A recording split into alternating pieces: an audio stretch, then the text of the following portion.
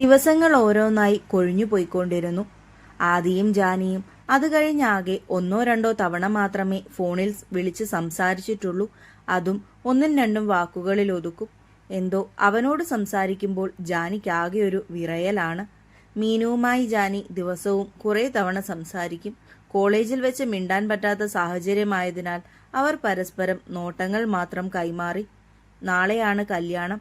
കല്യാണത്തലേന്നിന്റെ തിരക്കുകളൊക്കെ കഴിഞ്ഞ് എല്ലാവരും പോയി തുടങ്ങി. ആദിയുടെ വീട്ടിൽ നിന്ന് പുടവ കൊടുക്കാൻ കുറച്ചു പേർ വന്നിട്ടുണ്ടായിരുന്നു. എല്ലാം കഴിഞ്ഞപ്പോഴേക്കും അവളാകെ ക്ഷീണിച്ചിരുന്നു. ജാനിക്ക് കൂട്ടായി അമ്മുവുമുണ്ട്. രണ്ടും കൂടി കട്ടിലിൽ മലർന്നു കിടക്കുകയാണ്.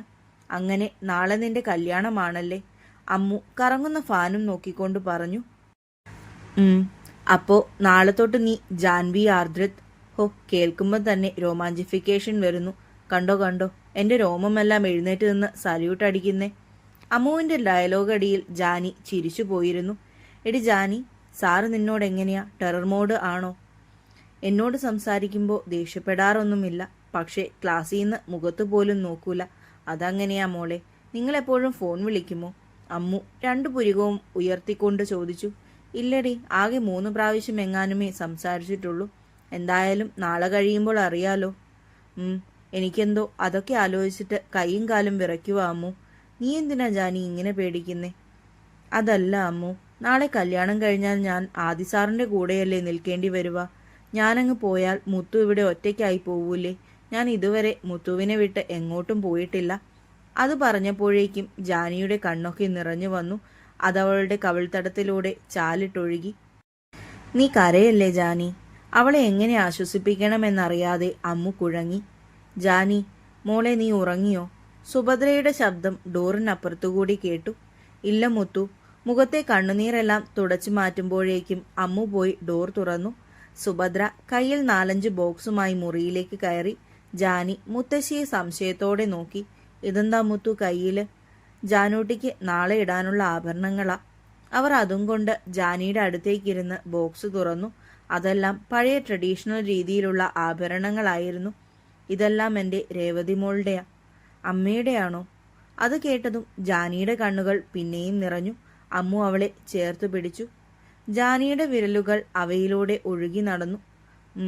എൻ്റെ കുട്ടി, ഇതൊക്കെ ഇട്ടിട്ട് വേണം നാളെ മണ്ഡപത്തിലിരിക്കാൻ. നേരം കുറയായില്ലേ? ഇനി മക്കൾ കിടന്നു. നാളെ രാവിലെ തന്നെ ഒരുക്കാൻ ആൾക്കാർ വരും. ജാനിയുടെ കണ്ണ് നിറഞ്ഞത് കണ്ടതും സുഭദ്ര പറഞ്ഞു. മുത്തശ്ശി ഇന്നിവിടെ കിടക്കുമോ?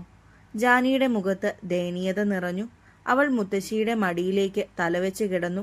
അത് കണ്ടതും അമ്മുവും അപ്പുറത്തെ സൈഡിൽ വന്ന് കിടന്നു. സുഭദ്ര രണ്ടുപേരുടെയും തലയിലൂടെ തഴുകി. പിറ്റേന്ന് 5 മണിയായപ്പോഴേ സുഭദ്ര രണ്ടിനെയും വിളിച്ചെഴുന്നേൽപ്പിച്ചു. രാവിലത്തെ മുഹൂർത്തമായതിനാൽ നേരത്തെ തന്നെ ഒരുങ്ങി നിൽക്കണം.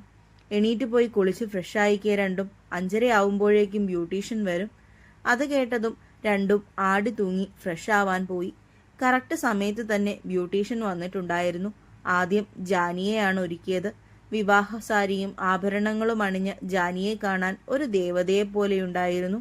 അമ്മു അവളെ കൈകൊണ്ട് സൂപ്പർ എന്ന് കാണിച്ചു. ജാനിയെ ഒരുക്കിക്കഴിഞ്ഞ് അവർ അമ്മുവിനെയും ഒരുക്കി.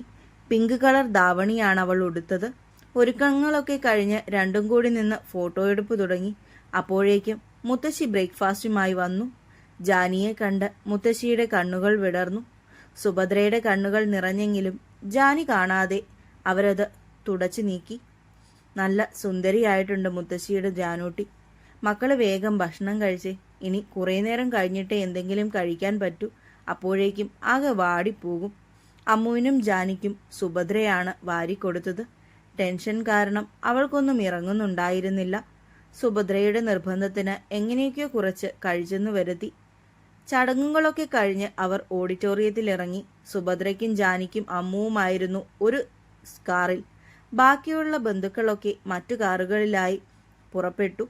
വിച്ചു നേരത്തെ ഓഡിറ്റോറിയത്തിൽ ഹാജർ വെച്ചിരുന്നു. അവനാണ് ആദ്യം ഒരു സഹോദരൻ എന്ന നിലയ്ക്ക് സ്വീകരിച്ചിരുത്തുന്നത്. അവർ ഓഡിറ്റോറിയത്തിൽ എത്തിയപ്പോഴേക്കും ആദിയും കുടുംബക്കാരുമൊക്കെ വന്നിരുന്നു. മുഹൂർത്തത്തിന് സമയമായതും ആദിയെ സ്റ്റേജിലേക്കിരുത്തി. ദൂരെ നിന്ന് താലവും പിടിച്ച് വരുന്നവളെ കാണെ അവന്റെ കണ്ണുകൾ വിടർന്നു.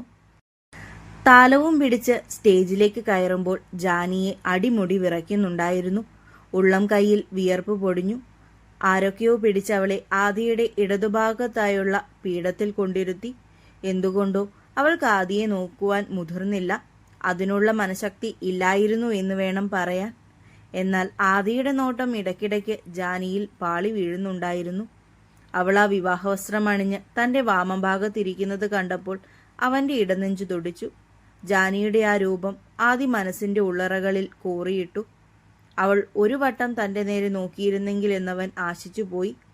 മുഹൂർത്തത്തിന് സമയമായതും പൂജാരി ആദിയോട് താലി കെട്ടുവാൻ നിർദ്ദേശിച്ചു. ആദിയുടെ കൈകളിലേക്ക് അയാൾ താലി എടുത്തു കൊടുത്തു. താലി കെട്ടാൻ നേരം ആദിയുടെ കൈകളിലെ ചൂട് കഴുത്തോരം മറിഞ്ഞതും ജാനിയുടെ ശരീരമാകെ ഒരു തരിപ്പ് പടർന്നു കയറി. അറിയാതെ തന്നെ അവൾ തല ഉയർത്തിപ്പോയി. ആദിയുടെ മുഖം അവളുടെ ചെവിയോരം ചേർന്നതും അവൻ്റെ ചുടുനിശ്വാസം ജാനിയുടെ കാതുകളിൽ പതിച്ചു. അതവളിലെ ഓരോ അണുവിനെയും തൊട്ടുണർത്തി. ആദിയുടെ വിരലുകളാൽ സീമന്തരേഖയിൽ സിന്ദൂരം ചാർത്തിയപ്പോൾ ജാനിയുടെ മിഴികൾ കൂമ്പിയടഞ്ഞു. അവയിൽ നിന്ന് മിഴിനീർ ഉറ്റുവീണു. വധുവിൻ്റെ കൈപിടിച്ചു കൊടുക്കാൻ അച്ഛനെ വിളിക്കാൻ പറഞ്ഞതും എല്ലാവരിലും ഒരു മുറുമുറുപ്പുയർന്നു. ജാനിയുടെ കണ്ണുകൾ ആദിയിലേക്ക് നീണ്ടു. മുഖത്ത് വിരിഞ്ഞ പുഞ്ചിരിയോടെ അവൻ അവളെ ഇരു കണ്ണും ചിമ്മി കാണിച്ചു. അവൻ്റെ ആ പ്രതികരണം അവൾക്ക് ആശ്വാസമായിരുന്നു. ഞാൻ കൈപിടിച്ചു കൊടുത്താൽ മതിയോ തിരുമേനി? സുഭദ്ര ജാനിയുടെ അടുത്തേക്ക് വന്ന് ചോദിച്ചതും പൂജാരി സമ്മതാർത്ഥത്തിൽ തലയാട്ടി. സുഭദ്ര ആദിയുടെ നീട്ടിപ്പിടിച്ച കൈയിലേക്ക് ജാനിയുടെ കൈവച്ചു കൊടുത്തു. ഞാൻ ജീവിക്കുന്നത് തന്നെ ജാനൂട്ടിക്ക് വേണ്ടിയാ. നോക്കിക്കോണേ മോനെ എൻ്റെ കുട്ടീനെ. അത്രയും പറഞ്ഞപ്പോഴേക്കും സുഭദ്രയുടെ കണ്ണുകൾ നിറഞ്ഞു. ആദി അവരെ നോക്കി പുഞ്ചിരിയോടെ തലയാട്ടി. അത് മതിയായിരുന്നു ആ മനം നിറയാൻ. ഇനി അഗ്നിക്ക് ചുറ്റും 3 വട്ടം വലം വെച്ചോളൂ. അഗ്നിക്ക് ചുറ്റും വലം വെക്കുമ്പോഴും ആദിയുടെ കൈ ഇനി ഒരിക്കലും കൈവിടില്ല എന്നപ്പോൾ ജാനിയുടെ കയ്യിൽ മുറുകിയിരുന്നു. ചടങ്ങുകളൊക്കെ കഴിഞ്ഞതും പിന്നീട് ഫോട്ടോയെടുപ്പിൻ്റെ ബഹളമായി. കോളേജിലത്തെ പ്രിൻസിപ്പളും ടീച്ചേഴ്സുമെല്ലാം കല്യാണത്തിന് വന്നു. അവരോടൊപ്പമൊക്കെ നിന്ന് ഫോട്ടോ എടുത്തു. കപ്പിൾ ഫോട്ടോഷൂട്ട് എന്ന് പറഞ്ഞ് അവരിൽ പലവിധ പോസും പരീക്ഷിച്ചു. ആദിയോട് അത്രയും ഒട്ടി നിൽക്കുന്നതിൻ്റെ ചമ്മലുണ്ടെങ്കിലും അവൾ അതാരും കാണാതെ പുഞ്ചിരിയിൽ ഒളിപ്പിച്ചു. ചിരിച്ച് ചിരിച്ച് ജാനിയുടെ കവിളുകൾ വേദനയാൽ വിറയ്ക്കുന്നുണ്ടായിരുന്നു. അവസാനം മുത്തശ്ശി തന്നെ വരേണ്ടി വന്നു അതിൽ നിന്ന് തലയൂരാൻ. മതി മതി, കുറച്ചുനേരം കൂടി കഴിയുമ്പോഴേക്കും നിങ്ങൾക്കിറങ്ങാനാകും. വേഗം വന്ന് ഭക്ഷണം കഴിച്ചേ. ആദിക്കും ജാനിക്കും കൂടി ഒരു ഇലയിലാണ് വിളമ്പിയത്. വിച്ചുവിൻ്റെ ബുദ്ധിയായതിനാൽ അവൻ ആ പരിസരത്തേക്കേ വന്നില്ല. തെണ്ടി വിച്ചു, നിന്നെ എൻ്റെ കയ്യിൽ കെട്ടിയാൽ അരച്ചു കലക്കി കുടിക്കും. അവൾ അവനെ മനസ്സാലൊന്ന് സ്മരിച്ചു. സാരമില്ല, കഴിച്ചു. ജാനിയുടെ മുഖത്ത് എന്തു ചെയ്യണമെന്ന അങ്കലാപ്പ് നിറഞ്ഞതും ആദി അവളെ സമാധാനപ്പെടുത്തി. രണ്ടും കൂടി തട്ടിയും മുട്ടിയും എങ്ങനെയൊക്കെയോ കഴിച്ചു തീർത്തു. ഇറങ്ങാൻ നേരമായതും അവളിൽ ഇത്രയും നേരം ഇല്ലാത്ത പരിഭ്രമം വന്നു മൂടി. മുത്തശ്ശിയെ പിരിഞ്ഞിരിക്കണമല്ലോ എന്ന ചിന്തയിൽ ജാനിയുടെ സങ്കടം കുമിഞ്ഞുകൂടി. മുത്തു. സുഭദ്രയെ കണ്ടതും അവൾ അവരെ പൂണ്ടടക്കം കെട്ടിപ്പിടിച്ചു. ജാനിയുടെ കണ്ണുനീർ ചാലുകൾ സുഭദ്രയുടെ മേൽ പതിച്ചുകൊണ്ടിരുന്നു. എൻ്റെ ജാനൂട്ടി എന്തിനാ കരയുന്നേ? എന്നെ എപ്പോൾ കാണണമെന്ന് തോന്നിയാലും എൻ്റെ കുട്ടിക്ക് വരാലോ. പിന്നെ എന്താ? ജാനിയുടെ കരച്ചിൽ അടങ്ങുന്നില്ല എന്ന് കണ്ടതും സുഭദ്ര ജാനിയുടെ മുഖം പിടിച്ചുയർത്തി ഇരു കവിളിലും കൈകൾ ചേർത്ത് നെറ്റിയിലൊന്ന് മുഖർന്നു. മതി കരഞ്ഞത്. ദേ അമ്മുവും വിച്ചുവും നിന്നെ നോക്കി നിൽക്കുന്നു. അവരുടെ അടുത്തേക്ക് ചെല്ല്. പോകാൻ സമയമായി. ജാനി ഓടിപ്പോയി രണ്ടിനെയും ഒരുമിച്ച് കെട്ടിപ്പിടിച്ചു. അവളുടെ കരച്ചിൽ കണ്ട് ബാക്കി രണ്ടും കരയാൻ തുടങ്ങി. ഒടുവിൽ ആദി തന്നെ മൂന്നിനെയും സമാധാനപ്പെടുത്തി. പോകാം.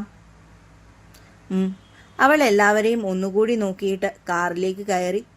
ആദി കൂടി കയറിയതും വണ്ടിയെടുത്തു.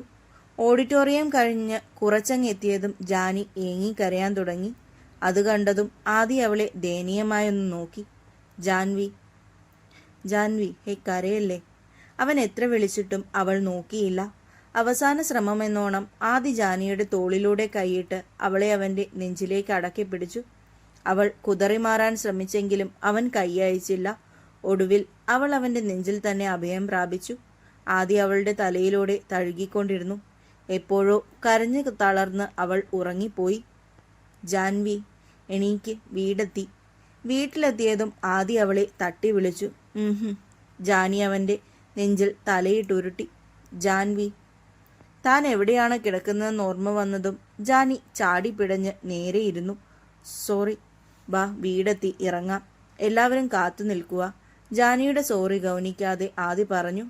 അവൾ അവനോടൊപ്പം ഡോർ തുറന്ന് പുറത്തേക്കിറങ്ങി. പടികൾക്ക് മുന്നിൽ നിൽക്കുന്ന ജാനിക്ക് മീനു നിലവിളക്ക് കൈമാറി. അവളുടെ കൈകൾ ഒരു വിറയലോടെ വിളക്കിൽ പിടുത്തമിട്ടു. ജാനിയുടെ ശ്രദ്ധ മൊത്തം അത് അണയാതിരിക്കുന്നതിൽ ആയിരുന്നു.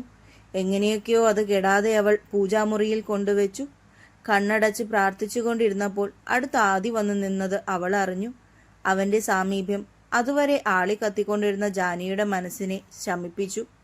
മധുരം കൊടുപ്പും മറ്റും കഴിഞ്ഞ് അവളെ മറ്റൊരു റൂമിലേക്ക് കൊണ്ടുപോയി. അവിടുന്ന് വേറെ സാരി മാറ്റി ഉടുപ്പിച്ച് കഴിഞ്ഞപ്പോഴേക്കും മുത്തശ്ശിയും കുറച്ച് ബന്ധുക്കളും എത്തി. പിന്നെ മുത്തശ്ശിയുടെ വാലിൽ തൂങ്ങിയായിരുന്നു ജാനി നടന്നത്. അവർ പോകാനിറങ്ങിയപ്പോഴേക്കും ജാനിയുടെ അടുത്ത കരച്ചിലും തുടങ്ങിയിരുന്നു. മീനു അവളെ എങ്ങനെയൊക്കെയോ പറഞ്ഞ് സമാധാനിപ്പിച്ച് ഒരു മുറിയിൽ കൊണ്ടിരുത്തി. ഒരു 9 മണിയൊക്കെ ആയപ്പോഴേക്കും ആളുകളെല്ലാം പോയിരുന്നു. മോളെ ജാനി, മീനു വിളിച്ചപ്പോൾ എന്തോ ആലോചനയിലായിരുന്നവൾ ചാടി എഴുന്നേറ്റു. എന്താ അമ്മേ? മോൾക്ക് കിടക്കണ്ടേ? ആദിയുടെ റൂം മുകളിലാണ്, വാ അമ്മ അങ്ങോട്ടേക്ക് ആക്കിത്തരാം. അതും പറഞ്ഞ് മീനു ജാനിയുടെ കൈയും പിടിച്ചുകൊണ്ട് നടന്നു. ആദിയുടെ റൂമിൽ പോകേണ്ട കാര്യം കേട്ടപ്പോഴേ ജാനിയുടെ ഫ്യൂസ് പോയിരുന്നു. അവൾക്ക് പേടിച്ചിട്ട് കൈയും കാലും വിറയ്ക്കാൻ തുടങ്ങി. ദൈവമേ, ഇത്രയും സമയം എങ്ങനെയാ കടന്നുപോയെന്ന് എനിക്ക് പോലും ഒരു എത്തും പിടിയുമില്ല. എല്ലാം ഒരു പുകമറ പോലെയാ തോന്നിയേ. ഞാൻ എങ്ങനെ ആദി സാറിന്റെ റൂമിൽ പോവുക? ജാനിക്ക് ഓരോന്നും ആലോചിച്ചിട്ട് ആകെ പരവേശമെടുക്കാൻ തുടങ്ങി. ദാ മോളെ പാല്. മീനു അവളുടെ കയ്യിലേക്ക് പാൽ ഗ്ലാസ് വെച്ചു കൊടുത്തു. പക്ഷേ അതും പിടിച്ച് കിലുകിലെ വിറയ്ക്കുന്നവളെ കാണുകെ മീനു ഗ്ലാസ് തിരികെ വാങ്ങി. അമ്മ മേലെ എത്തിയിട്ട് ഗ്ലാസ് തരാം, ഇല്ലെങ്കിൽ അവിടെ എത്തുമ്പോഴേക്കും ഇത് കാലിയാകും. അമ്മേ, അവൾ ദയനീയതയോടെ വിളിച്ചുപോയി. മീനു അവളെയും കൂട്ടി മുകളിലേക്ക് നടന്നു. ആദിയുടെ റൂമിന്റെ മുന്നിലെത്തിയതും മീനു പാല് ജാനിക്ക് കൊടുത്തു. മോനെ ആദി, വാതിൽ തുറക്ക്.